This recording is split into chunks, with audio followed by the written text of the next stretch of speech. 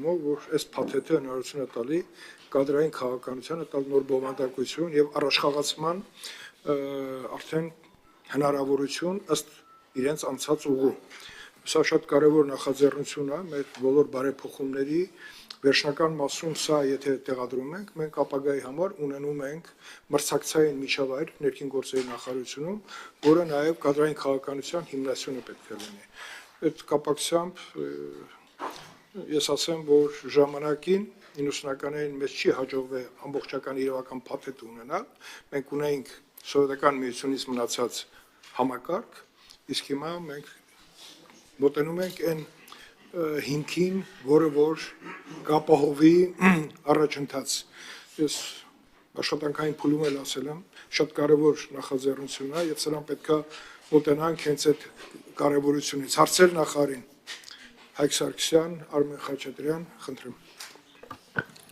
Տիկին Սարգսյան, շնորհակալ եմ շատ կարևոր նախագծի եւ նախաձեռնության համար։ Ես նման առաջարկ նաեւ պաշտպանության նախարարությանն եմ արել, որ մենք աշխատակիցներին գնահատենք եւ ունենանք հստակ գնահատման մեխանիզմներ, ինչը հիմա դուք փորձում եք եւ առաջարկում եք ներդնել ներքին գործերի նախարարությունում։ Ինչու է սա կարևոր, ինչպես դուք նշեցիք, ես էլ շատ դեպքեր գիտեմ, որ օրինակ այն օպեր աշխատողները, ովքեր որ շատ բացահայտումներ ունեն, ստանում են ավելի ցածր, կներեք էլի այդտեղ, որ խանգարում եք։ Այն աշխատակիցները, ովքեր շատ բացահայտումներ ունեն, բայց ինչ-ինչ պատճառներով չեն կարողանում ատեստավորում ստանալ, ստանում են ավելի քիչ աշխատավարձ, քան իր հետ աշխատող մյուս օպերը, ով օրինակ 10 անգամ ավելի քիչ բացահայտում ունի, բայց ատեստավորումը ավելի վարժ հանձնել է։ Ստացվում է ստեղ գնահատման անհավասարություն եւ անարդարություն է իմաստով, որ մարդը օրինակ ծանր հանցագործությունների բացահայտման, սպանություններ ունի բացահայտած կամ թմար միջոցների ապօրինի շարժանառության դեպքեր ունի բազմաթիվ բացահայտած, ստանում ավելի ցածր աշխատավարձ, քան մյուս իր ընկերը, ով որ այդքան էլ ջանք չի գործադրում բացահայտումների համար, բայց քննություններից առաջ լավ պատրաստվում ստանում է կրկնակի բարձր աշխատավարձ։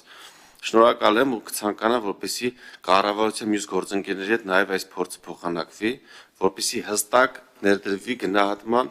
համակարգ, որպեսզի եւ բացի ձեր նախարարությունից նաև փորձի կիրառումը տարածենք մյուս նախարարությունների վրա, ինչպես սա արել ենք օրինակ ատեստավորման փուլում, սկսել ենք մի նախարարությունից եւ տարածել մյուս նախարարությունների վրա, այսինքն հստակ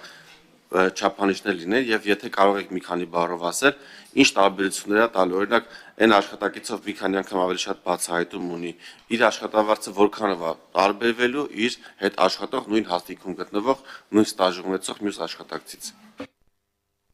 Շնորհակալություն պարոն Սարգսյան դրական գնահատականի համար։ Ես վստահ եմ, որ թե ներքին գործերի նախարարությունում, թե պաշտպանության նախարարությունում եւ այլ գերատեսչությունում իրականացվող փոփոխությունները մեկս մյուսի համար վարակիչ կարող են լինել եւ այդպես էլ կան իրականում եւ ես հուսով եմ, որ այս գնահատման համակարգի ձևավորումը կրկին թույլ կտա հասկանալու այլ որ գերատեսչությունում կարող ենք սա իրականացնել եւ հետեւողականորեն գնալ առաջ։ Ինչ վերաբերում է բուն կատարողականի գնահատմանը, այո, ճիշտ եք նշում, որ կարող ենք ունենալ այնպիսի ծառայողներ, որոնք որ պայմանականորեն 3 տարի կարող են չփայլել իրենց վարքագծով, այսինքն լուրջ հանցագործությունների բացահայտմանը որպես այդպիսի լուրջ ներդրում չունենալ, բայց ատեստավորման ստուգարկները հանձնել պատշաճ կերպով, որովհետև պատրաստվելու ժամանակ են ունեցել կամ այնպես են մենեջմենթ արել ժամանակը, որ կարողանան լավ պատրաստվել, բայց մեկ այլ ծառայողը, որ կարող է 3 տարի շատ լուրջ ներդրում ունենալ հանցագործությունների բացահայտման մեջ, բայց ինչ-ինչ պատճառներով կարող է վերջնական ստուգարկները լավ չհանձնել, եւ մենք ուզում ենք, որ մեր ծառայողները վստահ լինեն, որ իրենց նույնիսկ յուրաքանչյուր օրվա աշխատանքը էական նշանակություն է ունենալու վերջնարդյունքում իրենց սոցիալական երաշխիքի վրա աշխատավարձային քաղաքականության տեսքով եւ պայմանականորեն, եթե 3 տարվա միջին կատարողականը լինի բարձր, ապա այս պայծրությամբ շատ նախնական դրա 50%-ը կգումարվի ըստ էության ատեստավորման արդյունքներին եւ սրանց հանրագումարը կորոշարկի աշխատավարձը եւ եթե տեսականորեն դիտարկենք այս փուլերը, եթե որևէ մեկը բարձր առաջադիմություն է ունեցել իր աշխատանքում, իսկ ատեստացիան միջին, օրինակ տրամաբանության մեջ է հանձնել, վստահաբար ավելի բարձր աշխատավարձ է ստանալու վերջն արդյունքում, քան այն ծառայողը, որը որ միայն հենված է լինելու ատեստավորման ստուգարկների վրա, թիվ չեմ ուզում հանրայնացնել, որովհետև գիտեք, որ մեր համակարգում խմբերը, մնացյալ հարցերը տարբեր շերտեր են բացում աշխատավարձային քաղաքականության, բայց գաղափարապես ուզում եմ հստակեցնել, որ այո, եթե անձը ունի լավ առաջադիմություն 3 տարվա ընդհանուր կատարողականի հարագումարով, ապա ամենայն հավանականությամբ նրա աշխատավարձային քաղաքականությունը ավելի բարձր կլինի այն աշխատակցից, ում մոտ միայն բարձր է հենց ատեստավորման ստուգարքների արդյունքում հանձնված միավորները, եւ ես առիթ օգտագործելով ուզում եմ նշել, որ մենք արդեն իսկ մինչեւ օրենսդրական նախաձեռնությունը բերելը պիլոտավորել ենք հատկապես բարեկային ծառայության կարգախմբերի օրինակով կատարողականի գնահատման մեր ցուցիչները, պայմանականորեն դիտարկել ենք ֆիզիկական եւ կրակային պատրաստականության հետ կապված հարցերը, ուժի գործադրման հիմքով կարգապահական տուժի օրինակ արկայությունը կամ բացակայությունը, կարգապահական տուժի արկայությունը կամ բացակայությունը, առհասարակ արձագանքման արագություն եւ այսպես շարունակ։ Այսինքն առանձնացրել ենք այնպիսի հանգամանքներ, որոնք վերջնարդյունքում մեզ կարող են բնութագիր տալ, թե կոնկրետ կարգախումբը ինչպիսի աշխատանք է տարել եւ ըստ այդմ գնահատել այս կարգախմբի աշխատանքը։ Պիտի նշեմ, որ շուրջ 2500 ծառայողի օրինակով այս կատարողականի համակարգը փորձարկել ենք եւ ուրախությամբ եմ ուզում արձանագրել, որ համադրել ենք օրինակ այն կարգախմբերի արդյունքները, որոնք որ արդեն անցել են ատեստացիան եւ տեսել ենք, որ օրինաչափություն կա։ Այսինքն այս համակարգով ովքեր որ բարձր գնահատական են ստացել, նույնը եղել է նաեւ ատեստավորման արդյունքներով կամ օրինակ դիտարկել ենք իրենց ղեկավարների տված բնութագրերը, որոնք եւս շատ սինխրոն են եղել։ Առաջիկայում կավարտենք նաեւ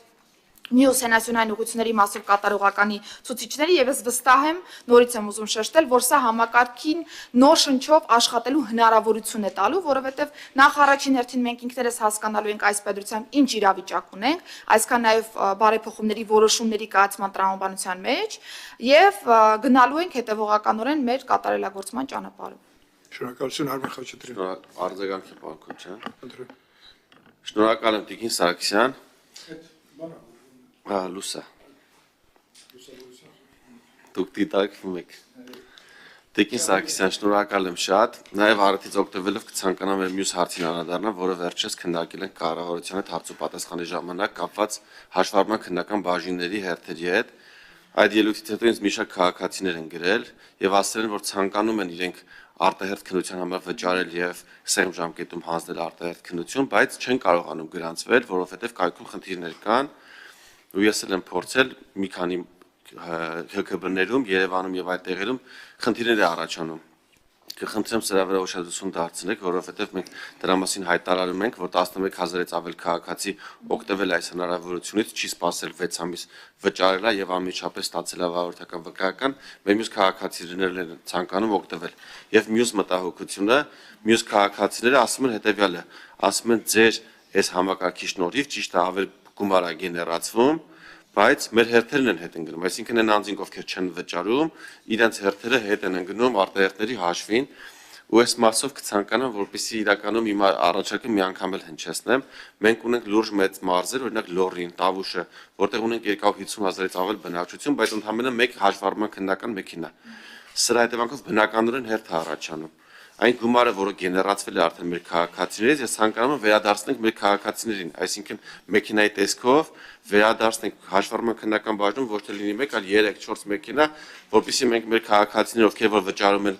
սահմանված 3000 դրամը եւ ոչ ավելին, ասենք, տեսեք, այս ավել գումարի շնորհիվ մենք շատացեցինք մեքենաները, աշխատողների աշխատավարձ բարձրացրեցինք, հաստիկներ ավելացրեցինք, սրա հաշվին դուք ոչ թե կսպասեք 6 ամիս, այլ կսպասվեք օրինակ 1 շաբաթ կամ 2 շաբաթ առավելագույնը։ Այսինքն մենք փորձենք մաքսիմալ լավ ծառայություն մատուցենք մեր քաղաքացիներին։ Ինչու՞մն է ներքին գործերի նախարարության առանձնահատկությունը մյուս կառույցներից տարբերվում, որովհետև առաջնային օղակն է, երբ պետությունը, իշխանությունը շփվում է քաղաքացիների հետ, ու հաճախ երբ իրենք բախվում են հերթերի անհարմարությունների, դժգոհություն անմիջապես գալիս է գործող իշխանությանը, թե քաղաքական ուժին, թե վարչապետին, որովհետև մարդիկ շատ հաճախ պետության հետ չեն առնչվում։ Առնչվում են մենակ երբ բարեկային կանգնացնում, երբ անձնագիր պետք է թարմացնել եւ վարորդական են ուզում հանել։ Եթե շինարարությամբ զբաղվում է քաղաքապետարանը, դա այլ հարցեր է, բայց մեծամասամբ պետության իշխանության հետ այլ ոլորտներում չեն առնչվում։ Ու մենք ստեղ պետքա լավագույնս հանդես գանք, շփիտով, որակով սպասարկենք, ոնց որ օրինակ բանկերում, մասնավոր ընկերություններում ինչպես է քաղաքացին ներս է մտնում, բարև ձեզ համեցեք, սուրճ կցանկանաք, ձեր հերթեսա կմոտիկանա, այսինքն այդ բարի համբույր սպասարկում, եթե մասնավոր կառույցներում ստանում են մեր քաղաքացիները, նույնը ստանան նաև պետական ապարատի հետ ու պետության հետ առնչվել է, շնորհակալ եմ։ Տիկին նախարար, բնականաբար այսօրվա քննարկվող հարցի շրջանակում չի, պարոն Սարգսյանը,